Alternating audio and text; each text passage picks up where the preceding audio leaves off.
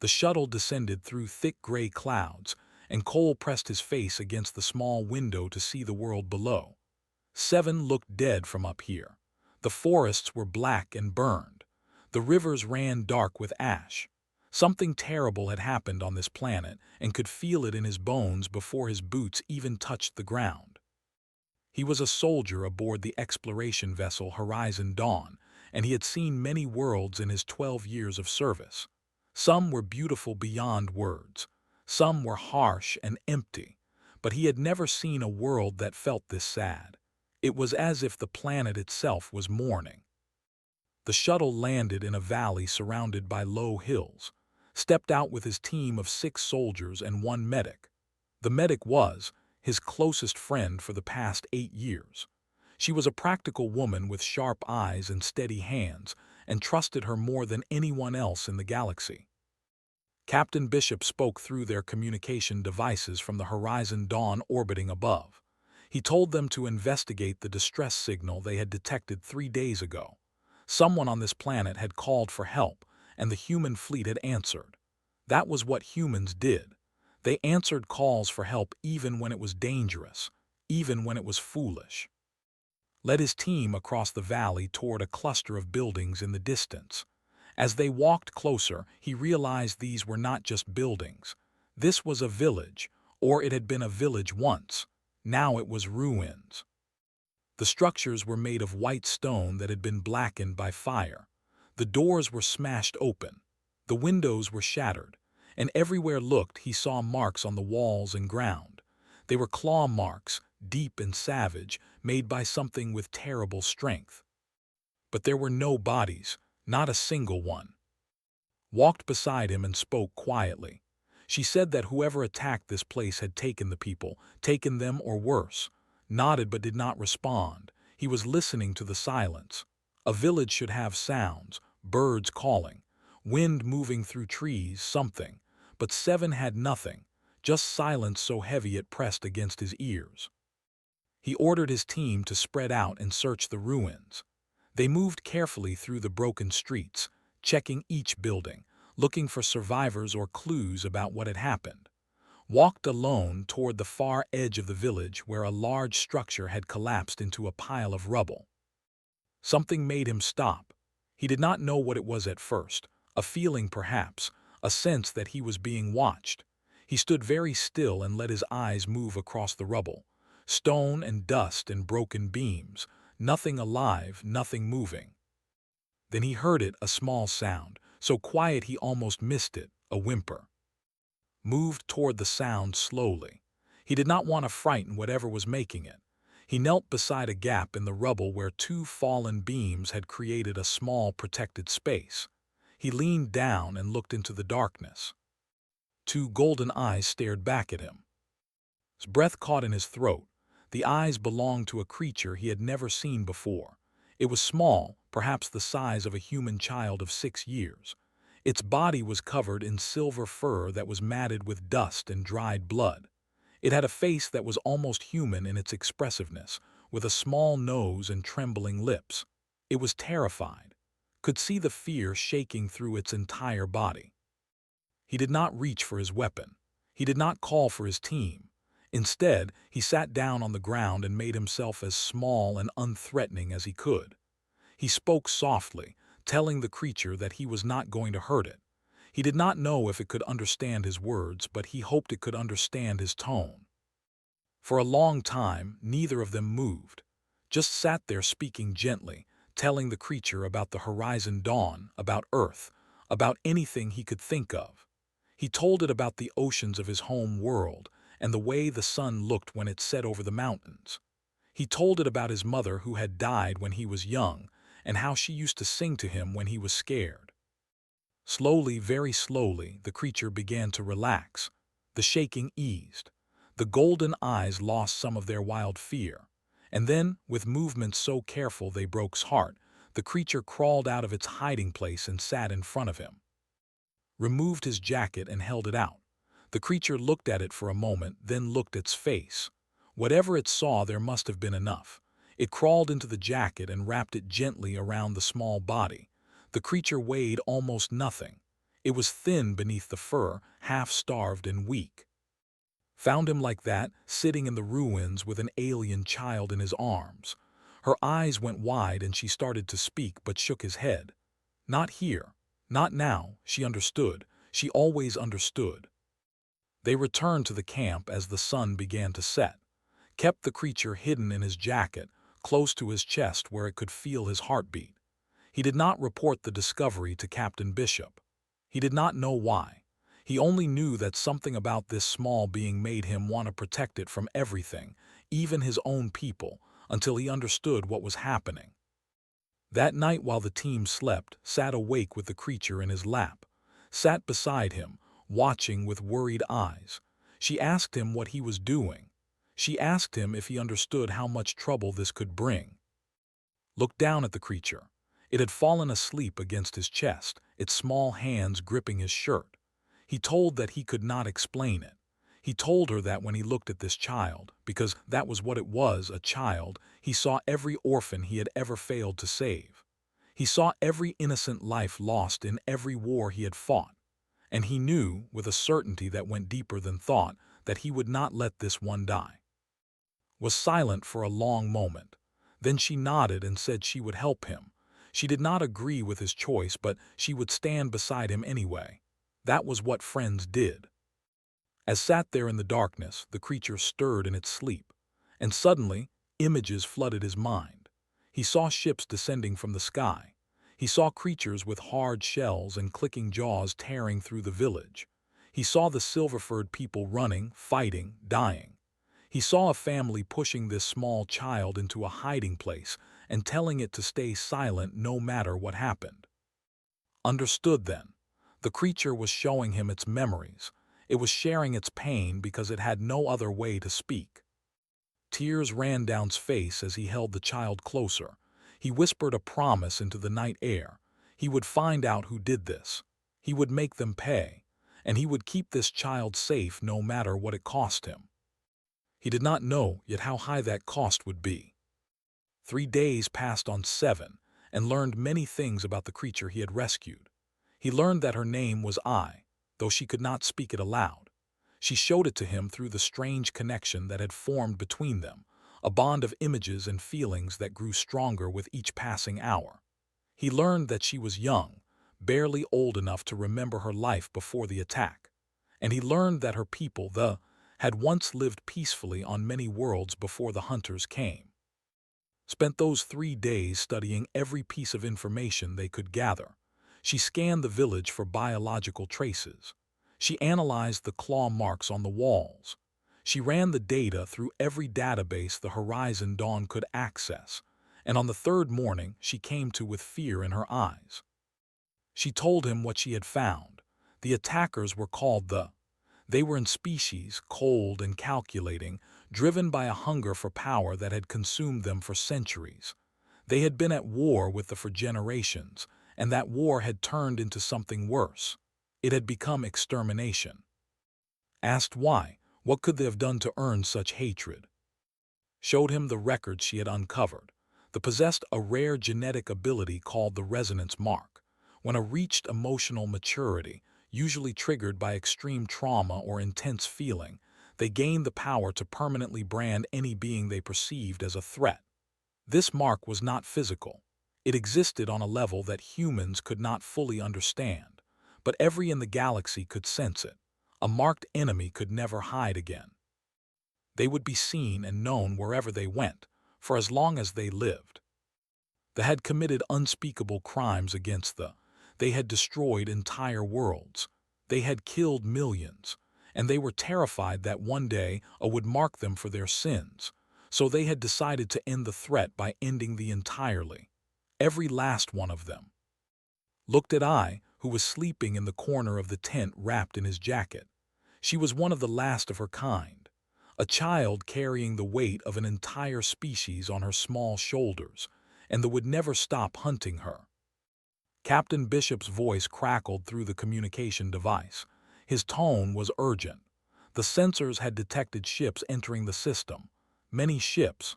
They were heading towards 7, and their signatures matched the fleet. The hunters had returned. Bishop ordered an immediate evacuation. All ground teams were to return to their shuttles and launch within the hour. The Horizon Dawn could not fight an entire fleet. Their only option was to run. Gathered his team and began moving toward the shuttle, but his mind was racing.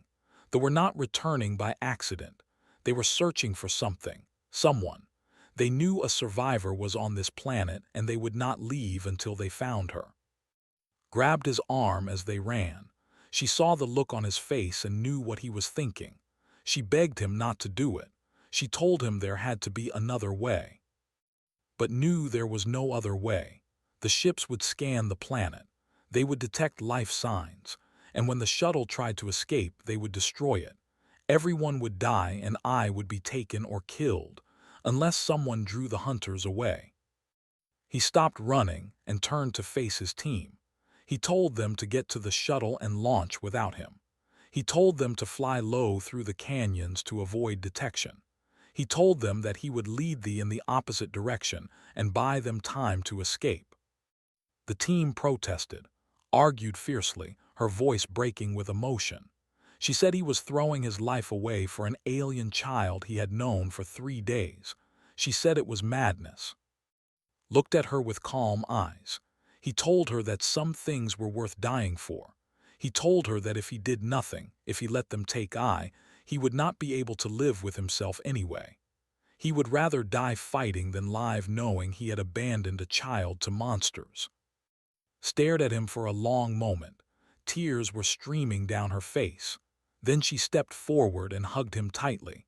She whispered that she would come back for him. She would not let him die alone on this world. Hugged her back and said nothing. He did not believe he would survive long enough for her to return. He woke I gently and picked her up. The Small looked at him with those golden eyes that seemed to understand everything. She pressed her hand against his chest, and he felt a wave of warmth flow through him. It was gratitude. It was trust. It was something that felt almost like love. Carried her into the canyons as the ships descended from the sky. He moved quickly but carefully, keeping to the shadows, using every bit of training he had acquired in 12 years of service. Behind him, he heard the rumble of shuttle engines as his team escaped. He allowed himself a moment of relief. They would make it, would make it. Now he just had to survive long enough to give I a chance. The canyons of Seven were deep and winding, carved by ancient rivers that had long since dried up. Knew that they would have trouble navigating them. Their ships were too large to fly through the narrow passages, and their ground forces would have to pursue on foot. That gave him an advantage. A small one, but enough. He found a cave as night fell and carried I inside.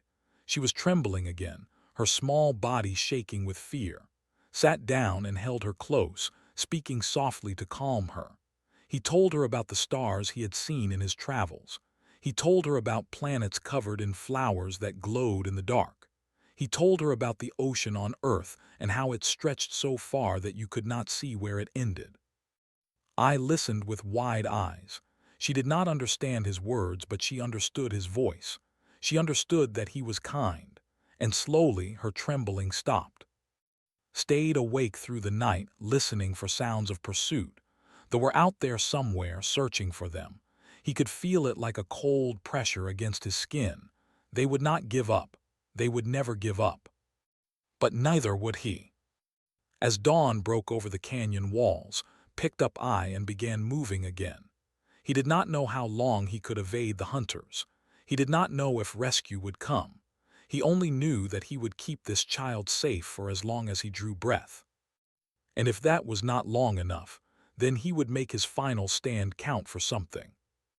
4 days ran through the canyons of Seven with I in his arms. 4 days of hiding in caves during the hottest hours, of moving through the darkness when the twin moons rose, of sharing his small rations with a child who looked at him like he was the only safe thing left in the universe. He was running out of food, he was running out of water, and they were getting closer. Could hear them at night, their clicking calls echoing through the canyon walls as they communicated with each other. They were not stupid creatures. They had learned from his evasions. They were spreading out, covering more ground, tightening the net around him with each passing hour. On the fourth morning, found a place that made him stop. It was a narrow cave entrance at the base of a tall cliff, barely wide enough for one person to pass through. The walls on either side rose straight up, impossible to climb. Anyone who wanted to enter the cave would have to come through that narrow gap, one at a time.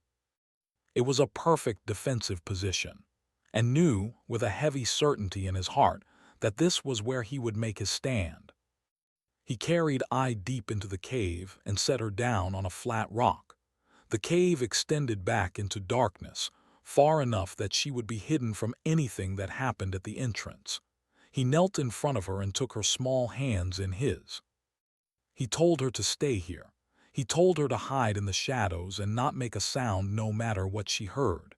He told her that he was going to protect her and that she should not be afraid. Golden eyes filled with tears. She knew what he was not saying. She knew he was saying goodbye. She pressed her hand against his heart and felt a flood of images and emotions pour into his mind. He saw himself through her eyes. He saw the warmth of his arms around her. He saw the safety of his heartbeat against her ear. He saw love, pure and unconditional, flowing from this small creature who had known him for only 4 days. His eyes burned with tears he refused to let fall. He pressed his forehead against hers for a long moment. Then he stood up, turned away, and walked back to the cave entrance. They came an hour later. Saw them moving through the canyon like shadows. They were tall, nearly 7 feet, with hard black shells covering their bodies and long arms that ended in curved claws. Their eyes were clusters of red orbs that glowed faintly in the dim light. They moved in complete silence, communicating through clicks and gestures that could not understand. There were dozens of them, more than he could count. Checked his rifle one last time. He had 3 magazines left, maybe 90 rounds total. After that, he had his sidearm with 2 more magazines. After that, he had his combat knife. After that, he had his bare hands. It would not be enough. He knew it would not be enough, but he would make them pay for every inch of ground. The first approached the narrow entrance. It paused, sensing the trap, but its hunger for the child was stronger than its caution. It pushed forward into the gap. Fired, the shot echoed through the canyon like thunder, and the fell with a hole through its head. The others came then. They came in a wave of black shells and clicking jaws, rushing the entrance with the fury of creatures who had never been their prey. But the narrow gap slowed them. They could only come 1 or 2 at a time and was waiting. He fired again and again, each shot finding its mark. Bodies piled up at the entrance, and still they came. His rifle clicked empty, and he slammed in a new magazine without missing a beat. More shots, more bodies. The canyon floor was slick with dark blood. A got through. It lunged at with its claws extended, and he felt a burning pain across his left arm as the blades cut through his flesh. He dropped his rifle and drew his sidearm in one smooth motion, pressing it against the creature's head and pulling the trigger. The body fell at his feet, picked up his rifle with his wounded arm and kept firing. The second wave was larger than the first. They had learned that single attacks would not work, so they came in groups, pushing through the entrance together, accepting losses to overwhelm him with numbers. Fought with everything he had. He shot until his rifle was empty. He shot until his sidearm was empty. Then he drew his knife and met them with steel and fury. A claw caught his shoulder and spun him around. Another slashed across his chest, opening a wound that bled freely down his stomach. Grabbed the creature that had cut him and drove his knife through its eye. He ripped the blade free and turned to face the next one. Time lost meaning. There was only the fight, only the endless wave of enemies and the burning determination to hold the line. Took wound after wound, but he did not fall. His body screamed for rest, for surrender, but his mind refused to listen. In the darkness of the cave behind him, I watched with wide golden eyes. She saw the man who had carried her through the canyons, who had shared his food and his warmth, who had told her stories about oceans and stars. She saw him bleeding from a dozen wounds, standing alone against an army. And something inside her began to wake. It was small at first, a flicker of light in the depths of her being. The resonance had always been there, sleeping, waiting for the moment when it would be needed. The elders had told her that it would come when she was older, when she was ready. But watching fall to one knee, watching him struggle to rise again with blood pouring from his wounds, I felt something break inside her. A wall that had held back a great power, a barrier that protected her from emotions too vast for a child to contain. She loved him, this strange creature from another world who had risked everything for her. She loved him with a fierceness that burned through every cell of her small body. And she could not let him die. The third wave of pushed through the entrance, had lost his knife somewhere in the chaos. He had nothing left but his fists and his will. He raised his hands and prepared to fight until his heart stopped beating. Because that was what humans did. They fought for the ones they loved, even when there was no hope left. Especially when there was no hope left. The commander watched from the back of the canyon as its warriors fell one after another. This human was unlike anything it had ever seen. A single creature, wounded and exhausted, holding back an army through sheer determination. The commander had lived for 300 years and conquered 100 worlds. It had never witnessed such stubborn refusal to die. But all things ended. The commander knew this truth better than most. It clicked an order and the third wave pulled back. The human stood swaying at the cave entrance, covered in blood, both his own and theirs. He could barely keep his eyes open. His arms hung limp at his sides. He had nothing left, nothing but the fire in his eyes that refused to go out. The commander stepped forward, its clawed feet clicking against the stone. It was taller than the others, its shell marked with the scars of countless battles. In its hand, it carried a blade forged from the bones of fallen enemies, a weapon that had ended thousands of lives. It would end one more today. The commander stopped a few feet from and studied him with its cluster of red eyes. It spoke, and though did not understand the words, he understood the meaning. The creature was offering him a choice. Step aside. Let them take the child, and they would let him live. Looked at the commander for a long moment. His body was failing. His vision was blurring. Every breath felt like fire in his chest. He knew he could not win this fight. He knew that in moments he would be dead. But he also knew that some choices were not really choices at all. He spat blood at the commander's feet and raised his fists. The commander made a sound that might have been laughter. It raised its blade and stepped forward. Tried to block the strike, but his arms had no strength left. The blade slashed across his stomach, and he felt the last of his resistance crumble. He fell to his knees, his hands pressed against the wound that was pouring his life onto the cold stone. The commander stood over him, blade raised for the killing blow. It wanted to savor this moment.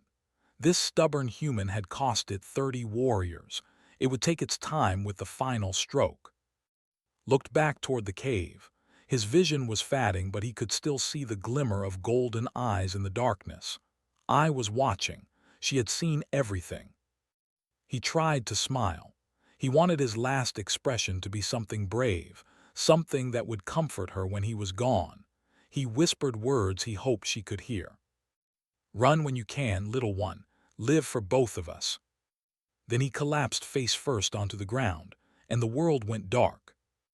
I screamed. It was not a sound that traveled through air. It was something deeper, something that moved through the fabric of reality itself.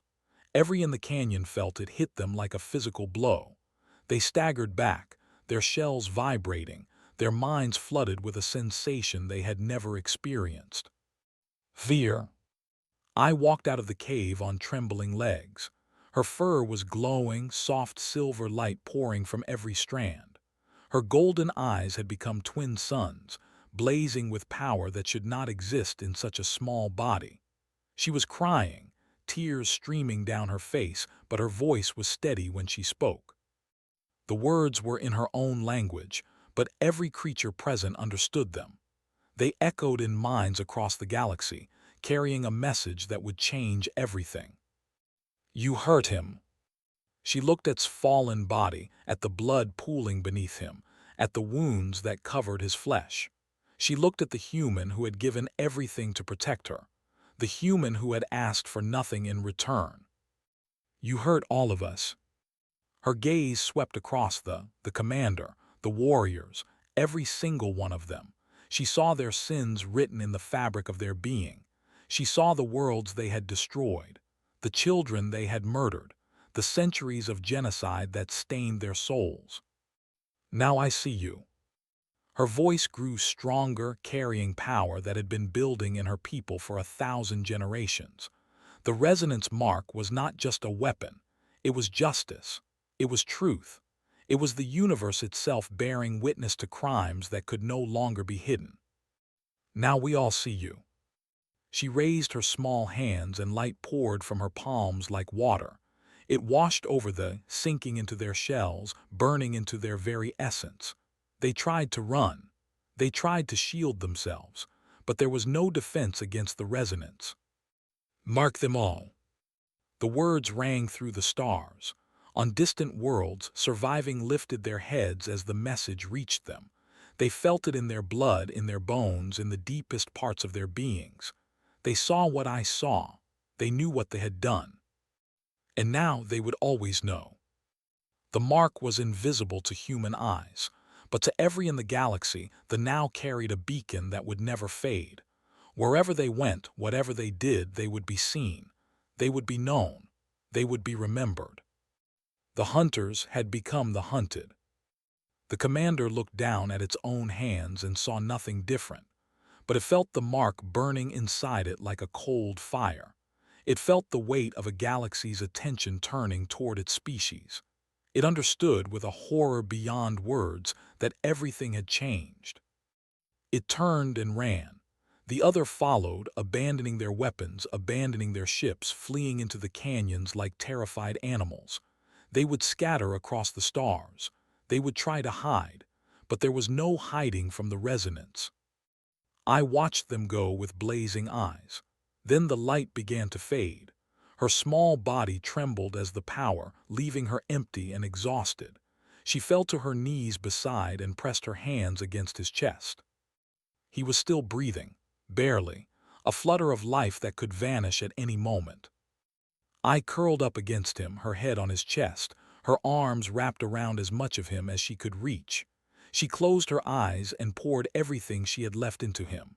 Warmth, love, the desperate plea of a child who could not bear to lose the one person who had shown her kindness.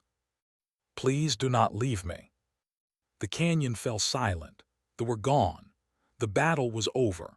And in the darkness, a human and a lay together, their fates intertwined by a bond that neither fully understood. Hours passed.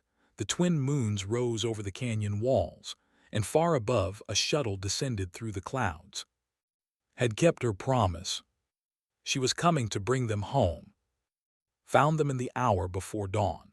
She ran through the canyon with her medical kit in her hands and her heart pounding in her chest. She had seen the ships fleeing the system. She had watched them scatter like leaves in a storm, heading in every direction as if something terrible was chasing them. She did not understand what had happened. She only knew that was still down there somewhere, and she was not leaving without him. The sight that greeted her at the cave entrance made her stop cold. Bodies of warriors were piled so high that she had to climb over them to pass through. Their blood had turned the stone black, and beyond them, in the pale light of the moons, she saw lying on the ground with a small silver creature curled against his chest. He was not moving. Dropped to her knees beside him and pressed her fingers to his neck.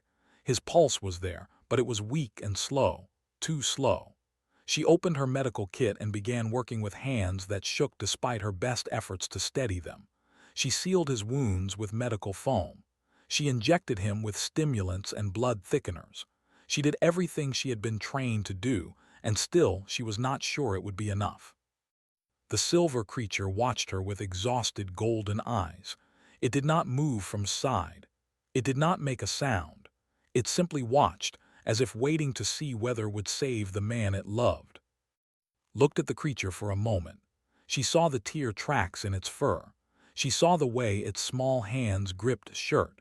She saw the devotion that needed no words to express. She said they needed to get him to the ship. She said he would die if they did not hurry. The creature seemed to understand. It stood up on shaky legs and allowed to call for help. Other soldiers came running. They carried on a stretcher through the canyon, and the small silver creature walked beside them every step of the way. 18 days lay in the medical bay of the Horizon Dawn. 18 days his body fought against the damage it had suffered. The doctors said he should have died in that canyon. They said no human could survive wounds like his, but was not ready to die. And somehow, against all odds, he held on. I never left his side. She slept on a chair beside his bed.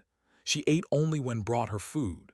She spent long hours with her hand pressed against his chest, pouring warmth and healing into him through their bond. The doctors did not understand what she was doing. They only knew that vital signs grew stronger whenever she touched him. On the 19th day, opened his eyes. The first thing he saw was silver fur and golden eyes. I was leaning over him, her face so close that he could see his reflection in her gaze. She was crying again, but this time the tears were different. They were tears of joy. Tried to speak, but his throat was too dry. Appeared at his other side and pressed a cup of water to his lips. She told him to drink slowly. She told him that he was safe, that they had made it, that they were gone. He drank and then asked about I. Smiled and said the child had not left his side for 18 days. She said that whatever bond existed between them was stronger than anything the doctors had ever seen. Looked at I and managed to lift his hand. He placed it on her head, gently stroking the silver fur. She closed her eyes and leaned into his touch like a cat seeking warmth. Captain Bishop entered the medical bay an hour later. He stood at the foot of his bed with an expression that mixed exasperation, respect, and something that might have been awe. He told that he was either the bravest soldier he had ever commanded or the most foolish, probably both. Then he told what had happened while he slept. The survivors had emerged from hiding across the galaxy, hundreds of them on dozens of worlds, all coming out of the shadows where they had spent years fleeing They had felt the resonance mark. They had heard eyes cry echoing through the stars, and they had learned that a human, a single human, had stood alone against an army to protect one of their children. They were coming to the Horizon Dawn. They wanted to meet the species that would die for a child not their own. Did not know what to say. He had not fought for recognition. He had not fought for alliance or reward. He had fought because a small creature had looked at him with terrified eyes, and he could not walk away. But they came anyway. Their elder was named La. She was tall and graceful, with fur the color of starlight and eyes that held the wisdom of centuries. She entered the medical bay with slow, deliberate steps and stood beside his bed for a long moment, studying him in silence. Then she knelt beside him. She reached out and placed her hand over his heart. She closed her eyes and was still for many heartbeats. When she opened them again, they were bright with tears. She spoke, and I translated through the bond, sending the words directly into his mind. We have marked thee as enemies for all time. Their crimes will follow them across the stars. They will never know peace again. But you are different. She pressed her hand more firmly against his chest and felt a warmth spreading through his body. It was not like the healing I had given him. It was something else, something that went deeper than flesh and bone. You and your kind, we mark you differently. Saw images flooding his mind. He saw humans and standing together. He saw ships flying side by side through the stars. He saw a future where two species faced the darkness as one. We mark you as kin. You are family now. What threatens you threatens us. What you protect, we protect. This is the bond your soldier earned with his blood. Looked at I, who was beaming at him with a joy so pure it hurt to witness. He looked at, who was crying silently in the corner. He looked at Captain Bishop, whose expression had softened into something almost gentle. He told La that he did not deserve such an honor. He told her that he had only done what anyone would do. La smiled sadly and shook her head. No, you did what only humans would do. Your people carry a light inside them that we have never seen in any other species. A willingness to sacrifice for strangers. A refusal to abandon the helpless. A stubborn, beautiful insistence that every life matters. She stood and looked down at him with eyes full of gratitude. That is why your kind will never stand alone again. In the weeks that followed, the alliance between humans and grew stronger. Ships were built, treaties were signed. Two species that had never known each other became family in every way that mattered. And Cole, the soldier who had collapsed while protecting a cub, became a legend, not because he had sought glory, but because he had shown the galaxy what humanity was capable of. Love in the face of fear, sacrifice in the face of certain death, and the stubborn refusal to leave anyone behind. That was what it meant to be human. And the stars would never forget.